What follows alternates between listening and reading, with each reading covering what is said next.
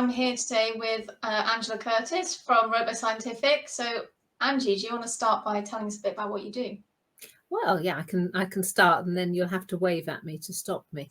What we do is we use VOCs, which are volatile organic compounds, which are the things that create odors in living creatures or plants.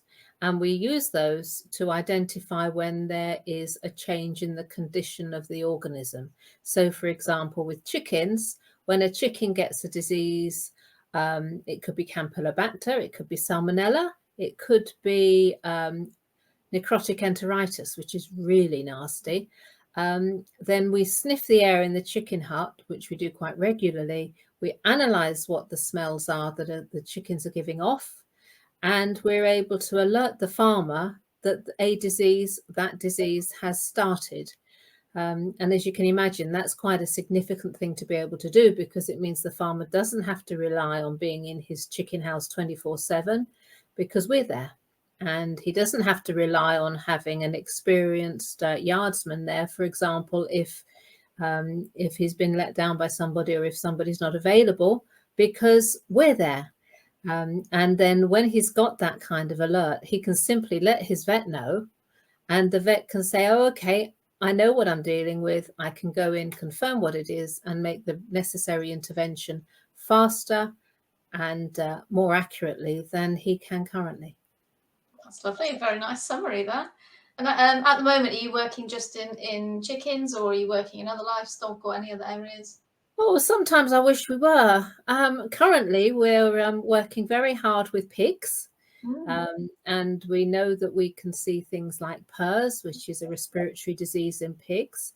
We're exploring the possibility of monitoring the weaning pigs in tents in the fields that you see certainly around where we are in Norfolk, which is a difficult environment, because the key thing with volatile organic compounds, the way we sample them, is we're sucking in the air in the environment. So obviously, if you're in a field, there's just too much air.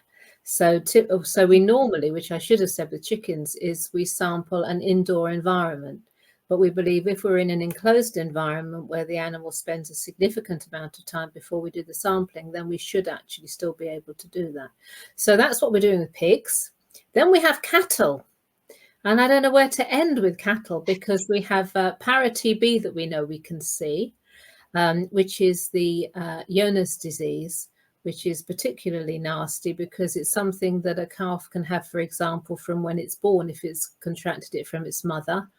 And it won't be spotted by the farmer until it's 2 years old. And we believe that given a few years, unfortunately, development, we should be able to spot it within the first 10 weeks of life. Wow. And then we can actually enable the farmers to identify those calves that are not going to thrive and will impact on the productivity going forward. So that's quite a significant thing. We're also looking at bovine TB, because we believe we can create a real-time breath test for cows that will give them a response instantly.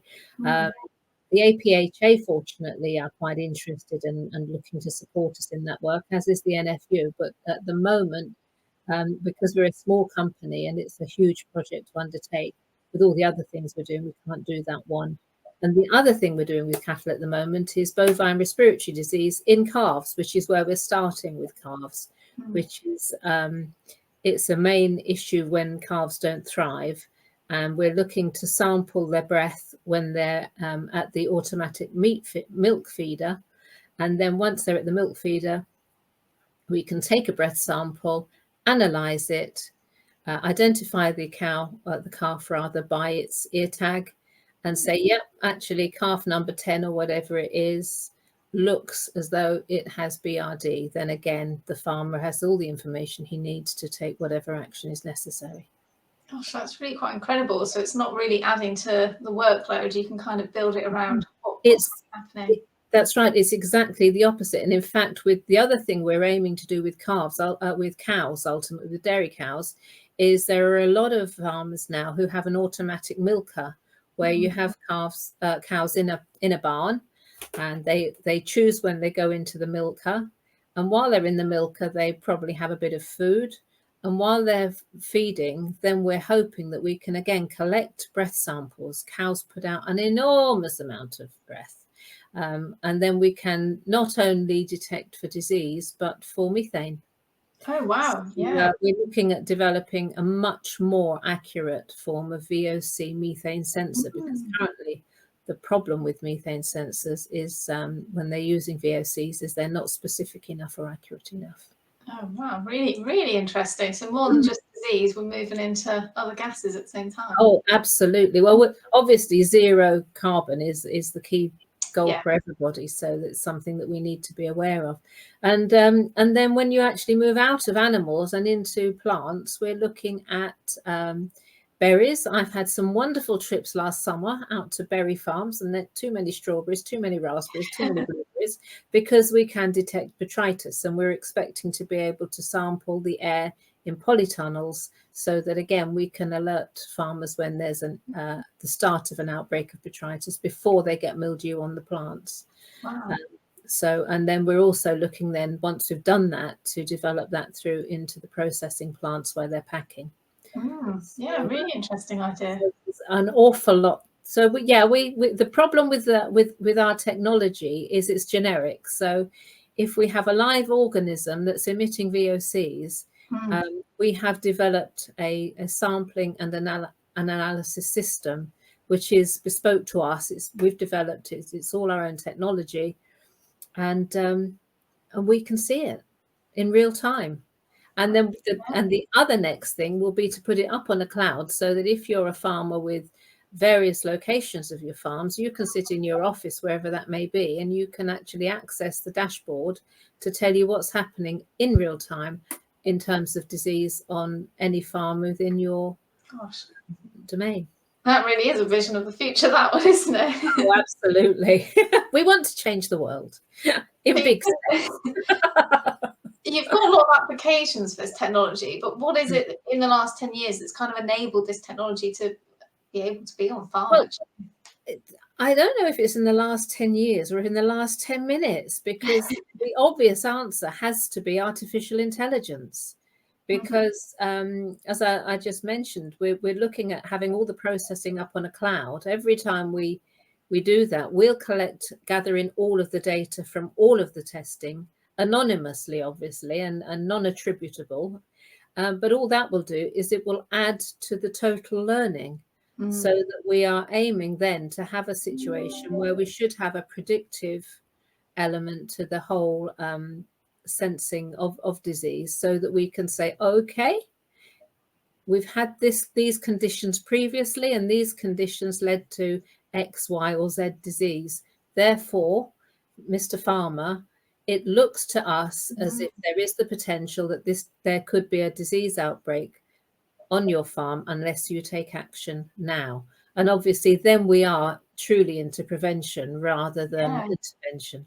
That's really interesting. So not just real time, but predictive at that point. Yeah, but that's where obviously artificial intelligence is our savior, which is quite interesting. So I was going to ask, what do you think the technology will enable in the next 10 years? But I feel like you've kind of covered it with that one.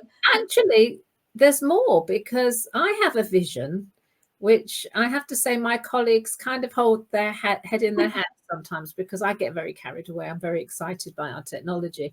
But I have a vision whereby a vet can come to a farm, take a breath test. It could be of your sheep, it could be of your cow, of your pig, of your chicken, and plug it into one box.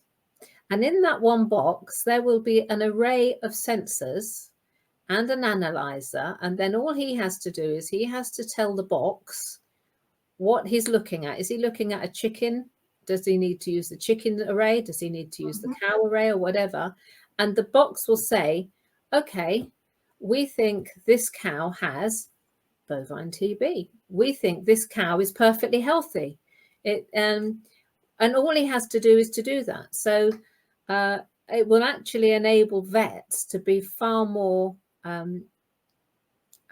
informed, really, of the condition of the animals, and it will enable farmers and vets to work more closely together, because obviously once they've got that facility, then once we have the sampling devices on farm, then all the vet has to do is to collect the data and decide what's appropriate. And and obviously, until we've actually got sufficient data behind us, because that's a long process, Yes, yeah. then the vet will have to do some confirmatory testing in the short term. But that's what I was just thinking. I guess it's like an indicator if you might want to look at this, that, and the other. Yeah, that's right. Yeah, and of course, the other thing is we've done a lot of research work on specific diseases, but we haven't by any stretch covered all of the diseases that all of the animals are likely to come across. But what our sensors do is they look for change. So we can say, oh, something has happened to this flock, to this herd, to this animal. Don't know what it is, but we think you should take a closer look. So again, if it saves you having to be ever vigilant. Yeah, that makes a lot of sense. Yeah, and it's just sort of alerting to you need to go and have a quick look. Is something wrong? And just getting ahead of things, I guess, rather than waiting for them to manifest. Exactly. So again, similarly with fruits in polytunnels, you're not waiting for someone to spot that there is some mildew appearing on a leaf or on a piece of fruit. You're actually saying, yeah, we can sense the spores. You need to do something now. And so it actually reduces the need for treatments, because you're not having to be preventative in case, you're being preventative as a reaction to a symptom. So this all sounds like a no-brainer, really. But what's your barriers? What ROBOScientific barriers to getting widespread adoption of this? Well, at the moment, the barrier is us, because we're actually just pre-commercialization. So you're not going to see this stuff actually being available for farmers to buy, unfortunately, for another year. But the bigger problem is skepticism, really, because it's a black art, isn't it? I mean, it's invisible. We're all sitting here. I mean, for example, with COVID, we could sense COVID in human beings. So, for example, we have the technology that, had we developed the software, which we didn't get the opportunity to do, unfortunately, we could actually sniff the air in an airline cabin or in a schoolroom and say if anybody in that room is infected. And similarly, we can do that on farm. We can sniff your flock of 50,000 chickens and say if they've got a disease. But it's all a bit 30-30. It's not 2020, it's 30-30 now, isn't it? So it's very advanced stuff, and it needs people to take a leap of faith and believe it can happen. Yeah, trust. Yeah, that's right. We're building the evidence, which is the important bit, obviously. And the farmers that we've spoken to are very keen to embrace the technology. But as I say, I have a feeling that that's going to be our biggest barrier, is actually just letting people have faith.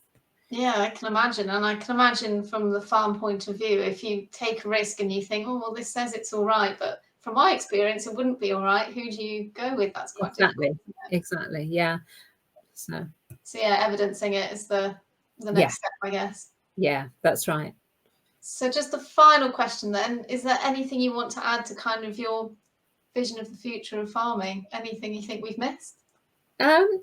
I think my vision of farming is actually encouraging people. I mean, and this is just a much more broad thing than our stuff, but it's just trying to get the public to embrace farming again, because I really get so despondent when you hear people saying that they're going to rewild fields because I can just see blackberries everywhere and too many rabbits and too many deers, and and it just seems such a shame that we have this awful misinformation out there and people feeling they're doing the right thing, and they all have, they all want to do the right thing, but they're kind of targeting the wrong people at the moment. And I think that's the big challenge, and I think that's probably a much bigger job than anybody in agriculture can take on their own. Well, that's an interesting point, and it was a few years ago that I learned that rewilding doesn't just mean just leave it and let it get on with it. You really have to manage it, don't you? Yeah, well, I'm country born and bred, and I just know what abandoned countryside looks like, and it's not leafy and it's not pleasant. It's not a green and pleasant land. It's a very prickly, hostile environment for everyone. Mm. So. Well, I think on that note, because we can't change all of that today, but it has been a really interesting discussion. It sounds like you've got quite a lot going on, and there's a lot of scope for you to grow into in the next 10 years. So we'll well, hopefully, as they say, watch this space. What happens next. Thank you so much for your time. That's lovely. Thank you, Becky.